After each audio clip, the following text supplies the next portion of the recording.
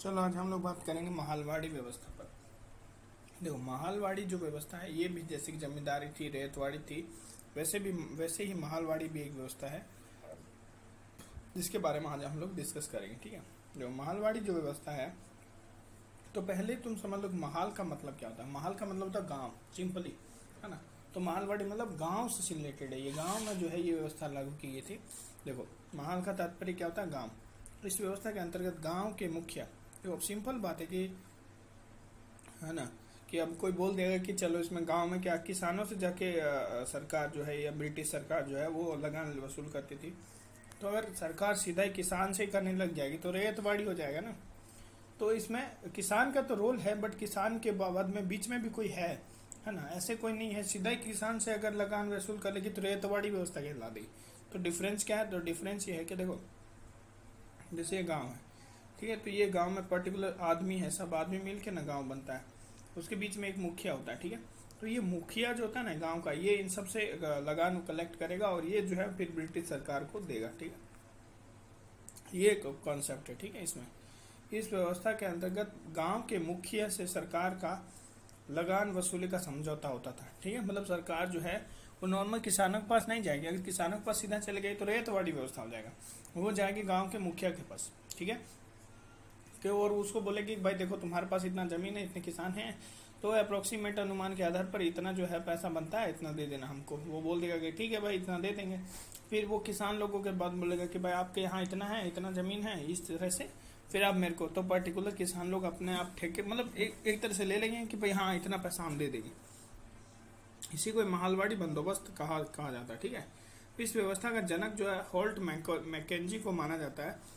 इसने 1819 में अपने प्रतिवेदन में महालवाड़ी व्यवस्था का सूत्रपात किया था। 1819 में, ठीक है, कब था, 1819 में, ध्यान रखना 18 और 19 एकदम पास वाला ना। ठीक है, ऐसे यार ठीक है, जिससे सर्वप्रथम 1822 में कानूनी रूप से लागू किया गया। मतलब ये काफी, मतलब क्या बोलते हैं कि 1822 में लागू हुआ था ना, तो 1820 में तो रैयतवाड़ी लागू हुआ था मद्रास में। ठीक है, और 1822 में जस्ट 2 साल बाद ही तुम्हारा क्या बोलते हैं महालवाड़ी लागू हो गया था। क्या बोलते हैं, महालवाड़ी लागू हो गया था। ठीक है, कानूनी रूप से। और 1833 में मार्टिन बर्ड, मतलब पक्षी लोग जो है, गांव में पक्षी सब मिलता है ना, और जेम्स टॉमसन, और बर्ड पीछे है तो टॉम भी रहेगा। बर्ड होता है ना, बर्ड हो गया पक्षी, ठीक है, पक्षी, और क्या बोलते हैं पक्षी हो गया, और इसके पीछे टॉम बिल्ली। ठीक है, मतलब बिल्ली भी थी, ऐसा मतलब 4 टांगे बना दो बिल्ली, तो टॉमसन। ठीक है, तो टॉमसन और मार्टिन बर्ड के बंदोबस्त में यह अपने सबसे बेहतर रूप में सामने आई है ना। जैसे होता है ना भाई, शिल्प कला जो है शाहजहां के काल में अच्छे से उभर कर आई है ना, तो इसी तरह से इन दोनों के काल में ये जो बंदोबस्त है ये अच्छे से बेहतर तरीके से सामने आया। ये व्यवस्था कहाँ पे, मध्य प्रांत, मतलब अभी का एमपी जो पार्ट है, फिर उत्तर प्रदेश और पंजाब में लागू की गई। 3 जगह ना, एमपी, यूपी और पी, है ना, ऐसे याद कर सकते हैं, एमपी, यूपी, पी। तो एमपी से मध्य प्रदेश, मध्य प्रांत हो जाएगा, उत्तर प्रदेश हो जाएगा और पंजाब हो जाएगा। ठीक है, यहाँ पे लागू की गई थी, है ना। ये व्यवस्था के अंतर्गत ब्रिटिश सरकार की भूमिका, मतलब जितनी ब्रिटिश सरकार, देखो सिंपल बात है कि जो क्या बोलते हैं कि हाँ, स्थायी बंदोबस्त था। स्थायी बंदोबस्त जो है वो ब्रिटिश सरकार की 19% भूभाग पर फैला हुआ था। फिर रैयतवाड़ी जो है सबसे ज्यादा था, रैयतवाड़ी ध्यान रखना, वो था 51% पर, है ना, 51% पर था। तो ये 51 और ये कितना हो गया, सोचो, जोड़ो इसको, 70 हो जाएगा। ठीक है, 70 पीछे बचेगा 30, तो 30% पर जो बचा हुआ पार्ट था उस पर ये लागू थी। क्या नाम है, महालवाड़ी। ठीक है, तो 30% भाग पर इसको लागू किया गया था, ये ध्यान रखना। इस व्यवस्था के अंतर्गत, इस व्यवस्था में क्या होता था ना कि समस्त अंतर्गत भू राजस्व का निर्धारण समूचे गांव के उत्पादन के आधार पर किया जाता था। मतलब पूरा गांव ही कितना उत्पादित कर रहा है उस आधार पर था, है ना। जैसे ये पूरा मान लो गांव ही जो है, मान लो 5000 क्विंटल जो है कर रहा है, मान लो कि उत्पादन, तो उस आधार पर किया जाता था।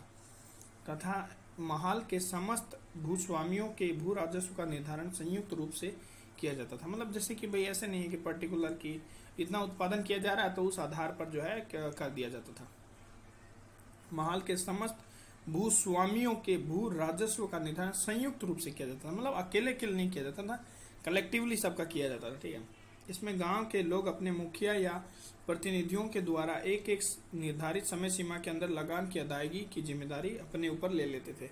और जिसको भू राजस्व, जिसकी जमीन थी, वो लोग बोलते थे कि भाई हम लोग अपना राजस्व दे देंगे, और जो प्रतिनिधि था मतलब महाल को या फिर मुखिया को दे देंगे। ठीक है, तो ये कॉन्सेप्ट इसमें है।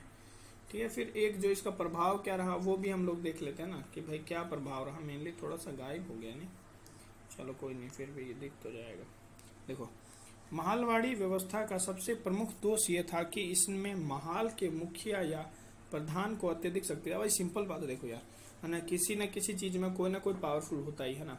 अब चाहे अब तुम बोलोगे कि प्रधानमंत्री, लोकतांत्रिक वाले में प्रधानमंत्री सबसे पावरफुल है, जो मन कर रहा सो कर रहा है, तो हर जगह कोई ना कोई पावरफुल होता ही है। मतलब ऐसा नहीं सोचो, फिर तो कोई व्यवस्था स्थायी नहीं होगी ना। हाँ, इसको मान सकते हो कि भाई इसमें जो है क्या है कि वो क्या पर्टिकुलरली अपने निजी व्यक्तित्व किसी से लड़ाई है तो उससे बदला ले सकता है, इस तरह से हो सकता है। तो हाँ, इसमें यह था कि महाल के प्रधान, जो गांव का प्रधान था या मुखिया था, उसको पावरफुल इसने बना दिया था, क्योंकि सारा पैसा उसी से जमा होता था। अगर उसके पास पैसा नहीं जमा करेगा तो वो भूमि से बेदखल कर देगा।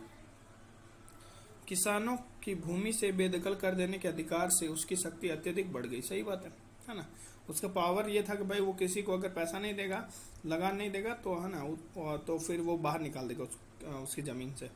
इस व्यवस्था का दूसरा दोष ये था कि इससे सरकार एवं किसानों के प्रत्येक संबंध समाप्त हो गया ना। पहले रेतवाड़ी में जो अब रेतवाड़ी है ही नहीं ये व्यवस्था, तो ओबियसली इसका बोल सकते हो कि इसका दोष ये कि पहले किसान जो है कि किसान और सरकार का संबंध था, है ना, नाजायज संबंध तो नहीं थे बट संबंध थे। ठीक है, तो जायज संबंध थे, तो वो संबंध अब नहीं रहे, तो इसका ये भी एक दोष माना जा सकता है। ठीक है, बोला जाता है, देखो, इस पद्धति के अंतर्गत लगान का निर्धारण अनुमान पर आधारित था ना।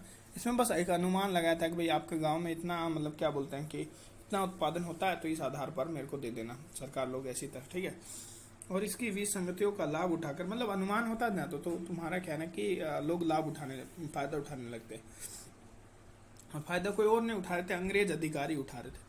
तो इसकी विसंगतियों का लाभ उठाकर कंपनी के अधिकारी अपनी स्वार्थ सिद्धि में लग गए और कंपनी का लगान वसूली पर अधिक खर्च करना पड़ा, है ना। और तो इससे क्या होगा ना, किसान जो सरकार है उसको लगान वसूली के लिए ज़्यादा पैसा खर्च करना पड़ा। परिणाम स्वरूप यह व्यवस्था बुरी तरह विफल रही। तो इसका भी कुछ खास सफलता मिली नहीं इसको। ठीक है, महाल का बेहाल हो गया, महाल हो गया बेहाल, ऐसे बुरी हालत होगी इसकी। ठीक है, इस तरह से तो ये महालवाड़ी जो कुल मिला के इतना बहुत है। ठीक है, फिर हम लोग एक बार फिर से देखते हैं, ठीक है, कि क्या क्या होता है महालवाड़ी व्यवस्था है। ठीक है, महालवाड़ी व्यवस्था के बारे में हम लोग देखें तो देखो, महाल का क्या अर्थ होता है, पहले तो महाल का अर्थ समझो। महाल का अर्थ होता है गांव। ठीक है, ये गांव का फोटो इसलिए दिखाया है, गांव। ठीक है, चलो आगे। अब देखो, अब इसमें क्या था ना कि एक मुखिया होता है। ठीक है, जो मुखिया होता है गांव का मुखिया, नहीं ये लेडी मुखिया है यहाँ पे। तो गांव का मुखिया या कोई प्रधान होता है, उसको जो है मतलब उत्पादन के आधार पर एक अनुमान से कि भाई इतना उत्पादन होगा, उस आधार पर जो है पैसा ये मुखिया तय करता है। मुखिया को बताया जाता है कि भाई आपको इतना पैसा देना है, गांव के इतना उत्पादन होता है, तो उस बेसिस पे।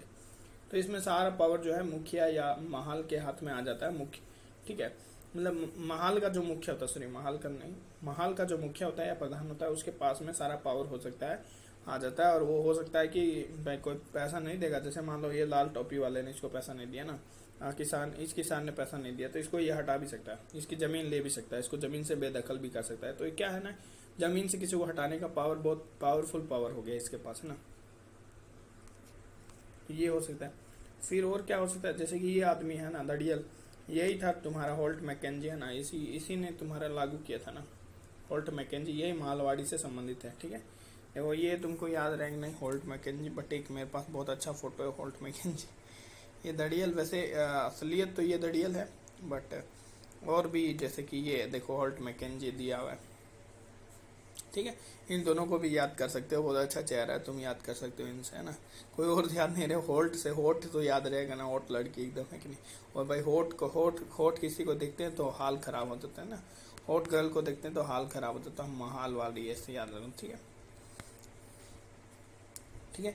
फिर भारत में कहाँ कहाँ लागू हुए थे, तो इसके लिए हम बताए थे कि MP, UP और पंजाब। देखो पंजाब पहले वाला एरिया जो हरियाणा वाला में भी आता था, तो यहाँ पे भी हो जाएगा। ठीक है, तो MP, UP और पंजाब, ये वाला क्षेत्र में लागू था, और ये कितना ब्रिटिश भूभाग का 30% क्षेत्र पर लागू किया गया था। ठीक है, 30% भूभाग पे, है ना। ये अनुमान पर आधारित था कि भाई इतना अनुमान होगा तो उस आधार पर दे देता था। ठीक है, और लास्ट में ये बताया था कि अंग्रेज लोग जो है वो क्या करते थे कि खुद भी निजी स्वार्थ विसंगति अनुमान पर आधारित था ना, तो इसमें विसंगतियां देखने को मिली, तो कुछ कुछ अंग्रेज अधिकारी जो है वो भी फायदा उठा लेते थे, है ना। इसके लिए क्या है, सरकार को बहुत ज़्यादा खर्च करना पड़ा, और ये ज़्यादा कुछ मतलब ये सफल नहीं रही ज़्यादा, ये जो महालवाड़ी।